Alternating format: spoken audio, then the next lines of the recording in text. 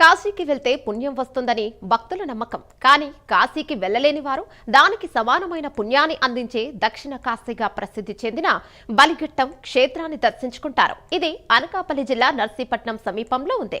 ఇక్కడి శివలింగాన్ని సాక్షాత్తు సృష్టికర్త బ్రహ్మదేవుడే ప్రతిష్ఠించాడని, కృతయుగంలో బలిచక్రవర్తి యాగం చేసిన పవిత్ర భూమి ఇదేనని పురాణాలు చెబుతున్నాయి.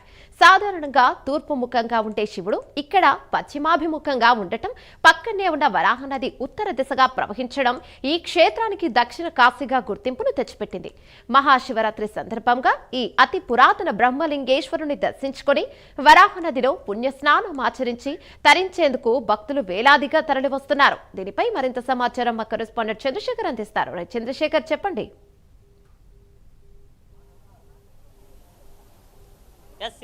ముందుగా ప్రతి ఒక్కరు కూడా మహాశివరాత్రి శుభాకాంక్షలు. హరహర మహాదేవ శంభో శంకర.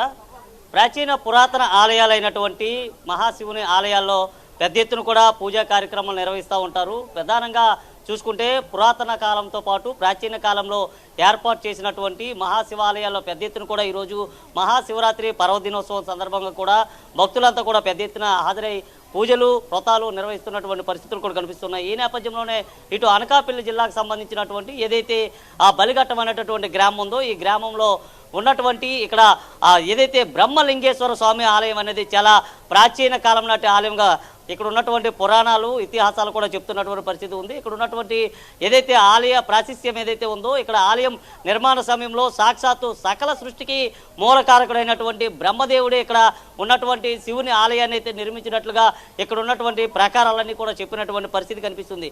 ఈ నేపథ్యంలో చూసుకుంటే ఇక్కడ ఉన్నటువంటి ఏదైతే వరాహ నది ఏదైతే ఉందో ఈ వరాహ నదిలో పుణ్యస్థానం ఆచరించి ఈరోజు మహాశివరాత్రి నాడు ఇక్కడ ఉన్నటువంటి స్వామివారిని దర్శనం చేసుకుంటే సకల పాపాలు తొలగి తమ యొక్క కోరిన కోరికలు నెరవేరేటటువంటి కార్యసిద్ధిగా కూడా ఇక్కడ స్వామివారు అయితే దర్శనమిస్తున్నారు. ఈరోజు మహాశివరాత్రి పర్వదినోత్సవాన్ని సందర్భంగా పెద్ద ఎత్తున కూడా ఈ ఆలయంలో యోగాభిషేకాలు రుద్రాభిషేకాలు కూడా నిర్వహిస్తున్నటువంటి పరిస్థితి కనిపిస్తుంది. భారతదేశంలో ఉన్నటువంటి ఏదైతే ఉత్తరాయణంలో ఉన్నటువంటి ఏదైతే కాశీ ఉందో కాశీ తర్వాత అంతటి ప్రాశస్త్యం పొందినటువంటి ఆలయం ఏదైనా ఉందంటే అది ఒక బలిఘట్టంలో ఉన్నటువంటి ఇక్కడ ఆలయం అని చెప్పుకోవచ్చు. ముఖ్యంగా అన్ని ఆలయాలు కూడా తూర్పు దిశగా కూడా స్వామివారు భక్తులకు దర్శనమిస్తుంటే ఇక్కడ ఉన్నటువంటి ఏదైతే బలిఘట్టంలో ఉన్నటువంటి ఆలయం ఏదైతే ఉందో ఇది పశ్చిమ ముఖంగా కూడా భక్తులకి దర్శనమిస్తున్నటువంటి పరిస్థితి కనిపిస్తుంది. అలాగే నదులన్నీ కూడా దక్షిణాయంగా కూడా ప్రయాణం చేస్తుంటే ఇక్కడ ఉన్నటువంటి వరాహ నది ఏదైతే ఉందో ఈ వరాహ నది ఉత్తరాయం తరపు అంటే ఉత్తర దిశగా కూడా ప్రయాణం చేస్తూ కూడా భక్తుల యొక్క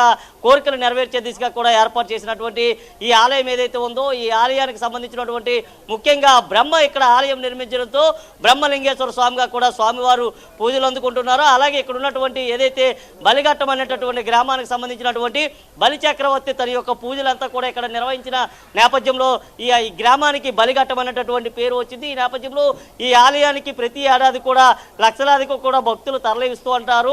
భక్తులు తరలి వచ్చినటువంటి నేపథ్యంలో ఆలయానికి సంబంధించినటువంటి అన్ని ఏర్పాట్లు కూడా ఇప్పటికే దేవాదాయ ధర్మాదాయ శాఖ అధికారులు కూడా చేసినటువంటి పరిస్థితి కనిపిస్తుంది.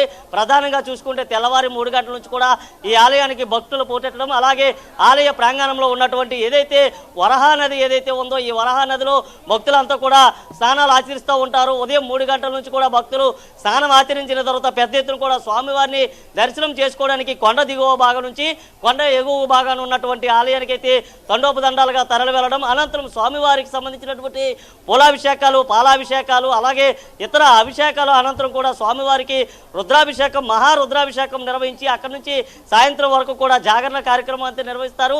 అనంతరం ఆలయ ప్రాంగణంలోనే పెద్ద ఎత్తున కూడా భక్తులు అంతా కూడా గుమ్ముగిరి స్వామివారికి సంబంధించినటువంటి భక్తి పాటలను కూడా పరవిస్తూ కూడా పెద్ద ఎత్తున కూడా వారంతా తరిస్తున్నటువంటి పరిస్థితి కనిపిస్తుంది. అనంతరం జాగరణ కార్యక్రమం నిర్వహించి ఉదయాన్నే మరలా కూడా వారంతా జాగరణ స్నానం చేసి వారి యొక్క ఉపవాస ప్రార్థనలు ఏవైతే ఉన్నాయో ఉపవాస ప్రార్థనలు అలాగే వారి యొక్క మొక్కులు కూడా తీర్చుకుంటున్నటువంటి పరిస్థితి అయితే కనిపిస్తుంది.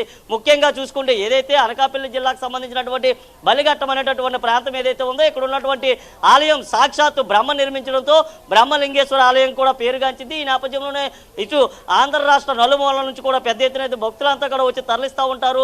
ముఖ్యంగా చూసుకుంటే ఇటు రాజకీయ ప్రముఖులు అలాగే విద్యావేత్తలంతా కూడా ఇక్కడ ఉన్నటువంటి ఆలయానికి పెద్ద ఎత్తున రావడంతో ఈ ఆలయం అయితే ప్రస్తుతం ప్రాచుర్యం పొందిందని చెప్పుకోవచ్చు. ముఖ్యంగా చూసుకుంటే ఆలయానికి సంబంధించినటువంటి ప్రకారం కావచ్చు, ఆలయ నిర్మాణం కావచ్చు, ఎంత కూడా అతి పురాతన కాలంగా చెప్పుకోవచ్చు. ఈ నేపథ్యంలోనే దీనికి సంబంధించినటువంటి చక్రవర్తులు కూడా రావడం, అలాగే ఏదైతే ఇక్కడ సంబంధించినటువంటి బలి చక్రవర్తి రావడంతో బలిఘట్టం కూడా పేరుగాంచినటువంటి పరిస్థితి అయితే ఉంది. Yamuna, right, thank you Chandrasekhar.